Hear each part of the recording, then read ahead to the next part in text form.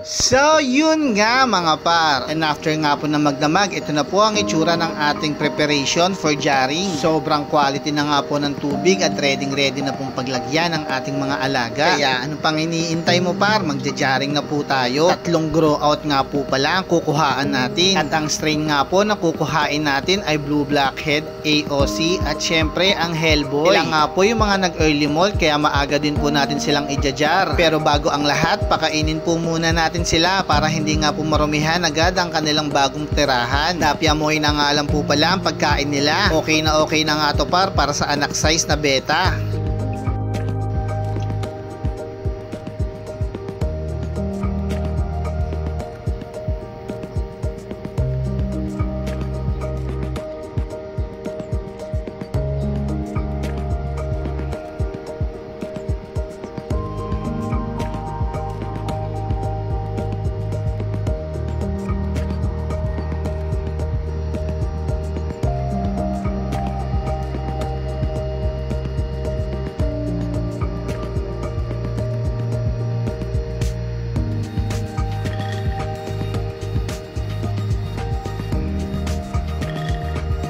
And after nga po natin magpakain, magsisimula na po tayo mag-jarring. Kaya tara, simulan na po natin mag-select. Uunahin nga po natin i-select yung mga molted na, yung may magagandang pattern at magaganda nga po yung kulay. Itatry nga lang po natin makuha yung mga male dahil sa edad nga po nila napakahirap pa pong mag-gender. Kaya nga hindi po natin may iwasang makakuha ng female. Pero ganun pa man, okay lang kahit female par, basta maganda yung kulay at pattern. Papakinabangan nga din natin yan par sa next breeding. By the way par, yung linya nga pala na to ay galing kay Silver Carl yung babae, at yung male naman po import ng tropa. At mukhang naging compatible nga po ang genes nila, kaya magaganda po ang nilabas ng mga anak. At para nga po sa mga hindi pa nakakaalam, ang jarring po ay ginagawa once po na medyo malalaki na po ang ating mga isda. Territorial po kasi talaga ang mga male beta, kaya kinakailangan nga po natin silang paghiwa-hiwalayin para nga po maiwasan ang pagkasira ng mga fins at scale nila. Sa jarring na nga rin po masiseparate ang good quality sa kal, pati na nga po ang pag-gender kasama na rin po dyan.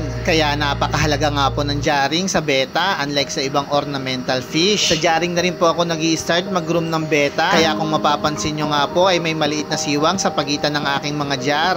At passive grooming nga po ang tawag ko dyan. Yung maliit na siwang nga po na yan ang dahilan kung bakit mabilis lumalapad ang mga fins ng aking mga alaga. At kung mapapansin nyo nga po ay nasa gitna po ito para maiwasan nga po natin ang pag-flare ng ating mga alaga sa surface ng tubig at sa bottom, kung saan napupunta yung mga poop nila at dumi na dahilan kung bakit nasisira ang mga fins ng ating mga beta. Kaya nga po napakahalaga na habang bata pa lang po sila ay binabanat na natin sila. And after nga po natin matapos mag-jarring, ito na po yung mga tira. Sobrang dami pa nga rin po at parang wala din nangyari. Mukhang hindi na nga po natin may iwasang maghugas ng lapad para maijar pa po yung ibang natitira. At hanggang dito na lang tayo mga par. Share and follow for more.